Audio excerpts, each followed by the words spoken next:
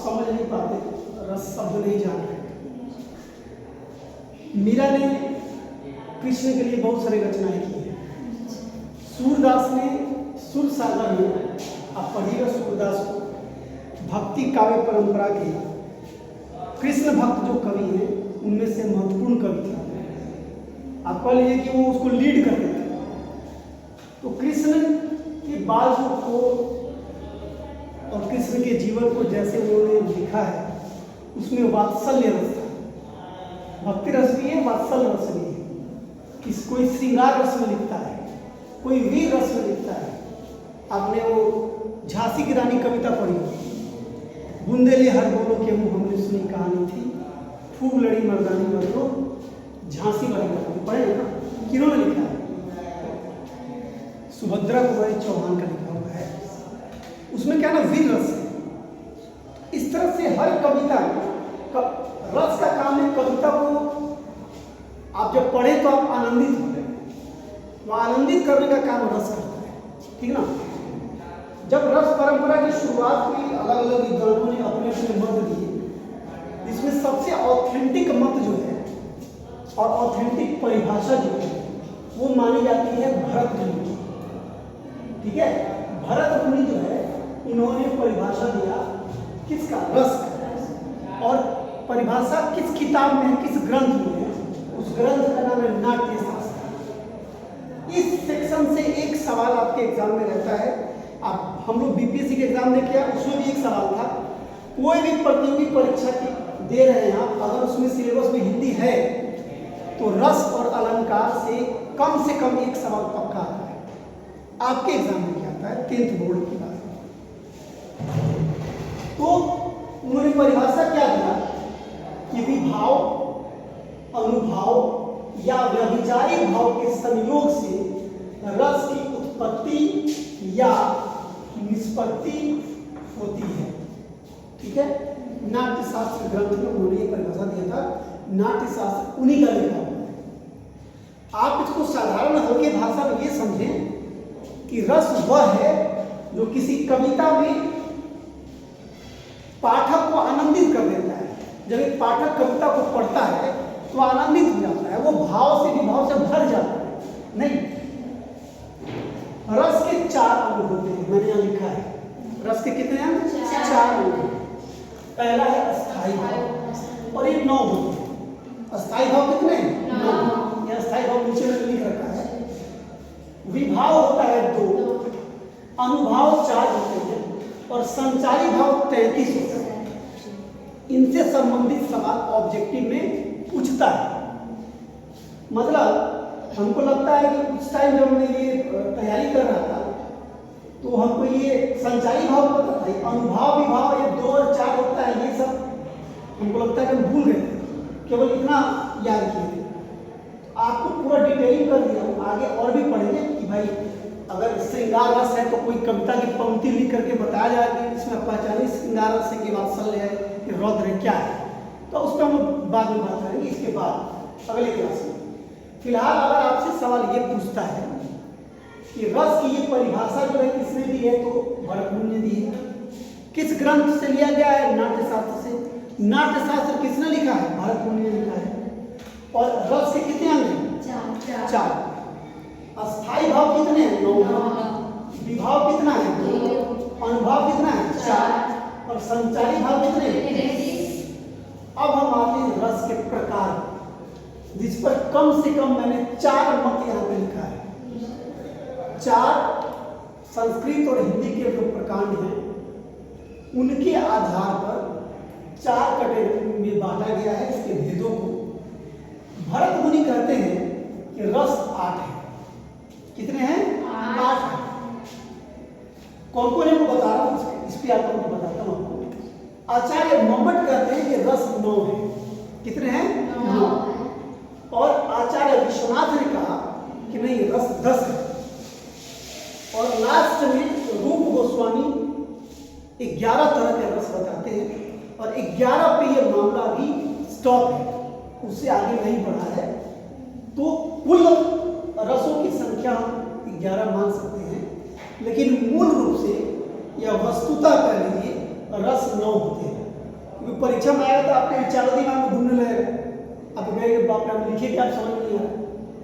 अगर ये क्लियरफाई कर दिया आचार्य मम्मट के आधार पर रस कितने हैं 9, भरत मुनि के आधार पर कितने हैं 8, आचार्य विश्वनाथ के आधार पर कितने हैं 10, और रूप गोस्वामी के आधार पर कितने हैं 11। लेकिन रसों की कुल संख्या कितनी है 11 से बड़े नहीं है। अब मूल रूप से रस कितने हैं 9, ये चीज ध्यान में आपको रखना है।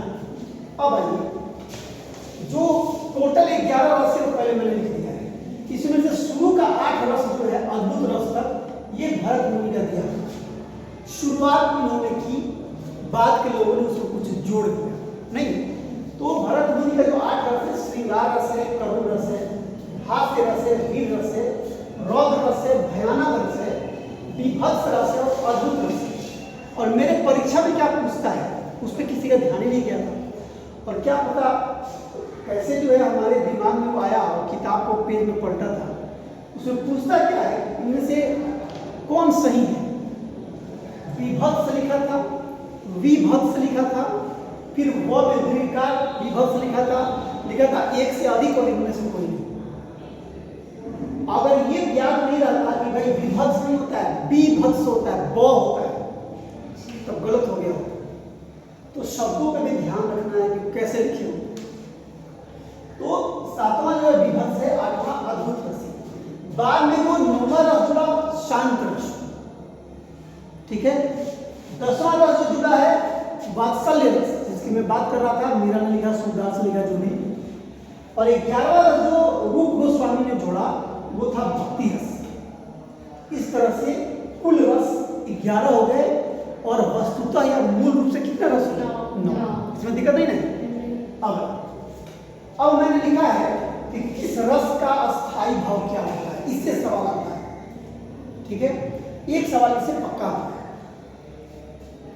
रस क्या है श्रृंगार, श्रृंगार रस का अस्थाई भाव क्या होगा रति, क्या होगा रति। पूछेगा आप लोगों ने तो 5 ऑप्शन नहीं देता है, 4 ही देता है।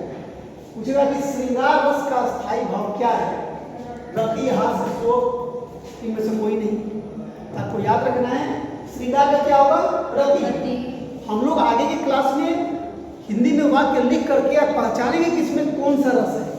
श्रृंगार रस वाला उदाहरण देके, हास्य रस का उदाहरण देके, करुण रस का उदाहरण देके आपको बताएंगे, ठीक ना। फिर यहाँ पे रस है हास्य, हास्य रस का अस्थाई भाव क्या है हास, हास मतलब हंसना, ठीक है। करुण रस का अस्थाई भाव क्या है शोक। किसी भी कविता में करुण रस तब होता है जब उस कविता में शोक व्यक्त किया जा रहा है। मैं नीर भरी दुख की बदली जो कविता थी, शोक रस, आप समझ रहे। उसके बाद आइए रौद्र रस है, इसमें क्रोध है। कृष्ण कहते हैं, कृष्ण की चेतावनी कविता में दिनकर ने लिखा कि भाई भाई पर टूटेंगे, विश्वास गुण से छूटेंगे, और दुर्योधन रण ऐसा होगा फिर कभी नहीं जैसा होगा। वो चेतावनी देने गए हैं, पहले तो अनुरोध करने गए हैं कि 5 गांव दे दो पांडवों को, बाकी सारी धरती तुम रखो, कोई प्रॉब्लम नहीं है, कोई दिक्कत नहीं है। लेकिन वो कहते हैं कि दुर्योधन वह भी दे न सका, आशीष समाज का ले न सका, उल्टे हरि को बांधने चला, जो था असाध्य साधने चला। कहा कि बांधो इसको, शादी दूत प्रस्ताव लेके आया, इसी को बांधो। कृष्ण अभी तक तो शांत थे, बाद में गुस्साते हैं। रौद्र रूप है, वहां पे रौद्र रस है उस कविता में, उन पंक्तियों में, उन छंदों में, समझ रहे। तो रौद्र रस जहाँ होगा अस्थाई भाव क्रोध होगा, वहां पे गुस्सा करेगा कि हाँ दुर्योधन बांध मुझे, अब जन दिनों से साध मुझे, कहते आगे बांधो। और सारे लोग जो है सब रह गए कि बाप रे वासुदेव कोई बांधने चला। और दिनकर लिखते हैं कि थी सभा सन सब लोग डरे, चुप थे या थे बेहोश पड़े, केवल 2 नर न आघाते थे, धृतराष्ट्र विदुर सब पाते थे। धृतराष्ट्र आंख नहीं था तो बेचारे क्या देखेंगे कौन सा रस चल रहा है, और विदुर को सब पता था। बात समझ रहे हैं। तो कहने का सेंस है कि जब कविता में रौद्र रस होगा तो स्थायी भाव क्रोध होगा, वीर रस होगा तो उत्साह होगा। बात समझ रहे। आप कह सकते हैं कि दिनकर की बहुत सारी रचनाओं में वीर रस है।